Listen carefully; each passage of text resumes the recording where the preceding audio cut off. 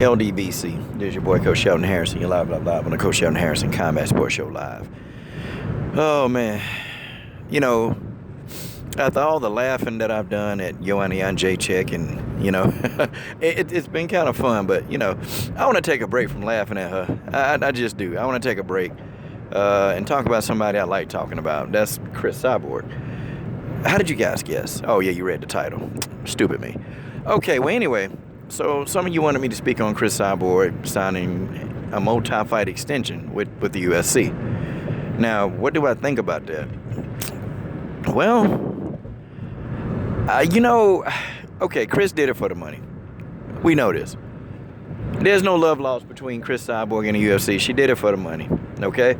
And whatever they were going to pay her, or whatever the contract was in that contract, trust me, it's satisfying. And Cris took that money, okay? Cris took the money. Now, there's nothing official that's come out, okay? Nothing official, nothing on UFC documentation that actually says, what Cris Cyborg is going to make for this fight against Holly Holm. And there's nothing out on UFC documentation that says, what Holly Holm is making for this fight. There's nothing. I mean, there's speculation, there's hearsay, but nothing official has come out, okay? Nothing.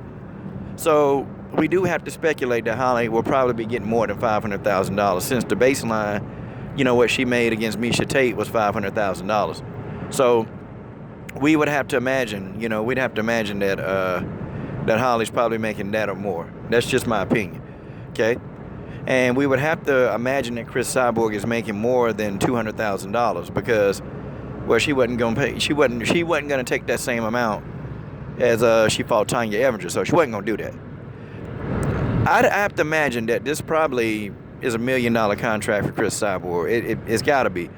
Or it's got to be very, very high six figures, okay, for her to accept an extension. Because you got to think, man, that all the stuff that's happened to Cris Cyborg, and then you got idiots, still running around here. Well, I think Cris Cyborg, that's a dude. Yeah, but, okay.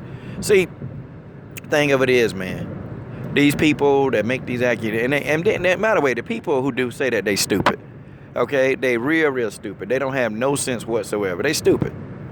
And these people who say, well, Cris Cyborg, got a crap resume, can't do nothing. But these same people who say that, they would never get into a ring or an octagon and face Cris Cyborg because she would trash them. So let's get that out of there, okay? But you got dudes, running around here saying dumb stuff. And I still got to ask y'all the question, has Cris Cyborg exposed herself to you? Has she exposed herself? I mean, has she showed you what she has? See, that's the thing with people and critical dummies. Okay? Dummies. So, I look at it like this. Her staying around, I don't know if she's going to get any kind of, happiness out of that. She'll get the money, but she ain't going to be happy. And I was almost hoping she'd get out and go to an organization like Rising. Because they'll pay. I mean, they probably would pay her, man, to go do what she needs to do. They'll probably pay her. And they'll probably pay her well, man. And they can match her up in there with people who are bigger than her, who definitely probably wouldn't be afraid to fight. There wouldn't be a choice. They'd have to fight. It is what it is. And they got that new road fighting championships. They got that. But, then some of these organizations, I think Rising, they could probably pay a pretty good penny. But these, road, fight championships and Victor, they can't really pay what the UFC is paying. They can't pay that kind of money. So it'll be hard for her to make the same bread. Maybe if she went to Rising, she probably could, get close to the same bread. Okay? I think she can get close to it. But it's a shame, man, that they got some of these other fighting bodies, like a road, like they're actually getting heavier weight classes, and they'd be perfect for Cris. It'll be perfect. But they couldn't afford to pay her, man. They couldn't. So however long this contract is, she gonna be miserable. She'll have the money, but God Almighty, she'll be darn miserable. She is.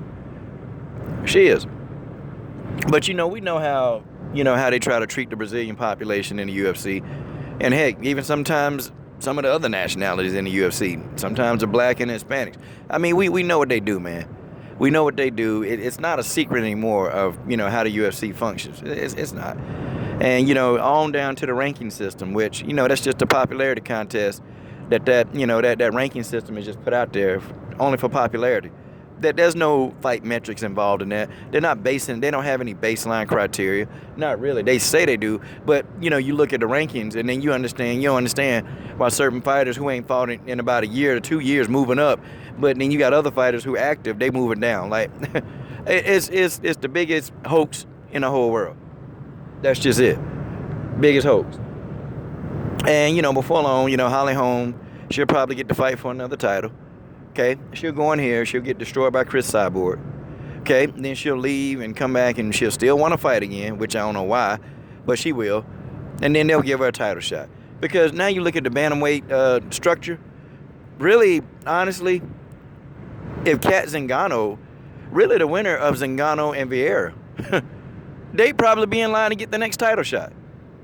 They would probably be in line to get the next title. Guys, I kid y'all not. Those two would be in line to get a title shot. Yeah, that winner. And yeah, I think Vieira would deserve a title shot for, Cat Zingano. She on a 2-fight losing streak, man. Now, if Cat Zingano can beat Vieira, yeah, going to put Cat Zingano in there. Because, see, that's really the fight, man, that fans will want to see. Nunes, Zingano, too. That's the fight I want to see. I actually want to see that fight. But Cat got to get in here and take care of business with Caitlin Vieira. That's it. She's got to get in there and win. But we understand how the UFC working, but I don't know. I don't know if this is going to bring Cris Cyborg maybe more stress. Maybe more stress dealing with these guys, man, because I guess you got to be a tough son of a gun dealing with the UFC. I mean, you probably do. Because, man, they so unprofessional, man. Like this, they don't act like a company. But one thing they did do, that I can definitely shout the UFC out about, is they are backing off of YouTubers. They backing off, and I found out, from my boy Roger, Valentina's manager, he kind of ran that by me, just kind of told me out the blue. And I'm like, yeah, they backing off YouTubers. And they need to. They need to back off people on YouTube. Oh, crap, look at all this sun. Dog, the sun is out. Sun is out. But yeah, man, they need to back off YouTubers because YouTubers giving them free advertising. Well, for as long as it lasts, and if net neutrality is gone, then well, we all screwed. But hey, y'all, that's just the way that is. So that's my thoughts on that. This is your boy Coach Sheldon Harrison. I'm done. What are you waiting on? Subscribe to the best women's MMA platform on YouTube.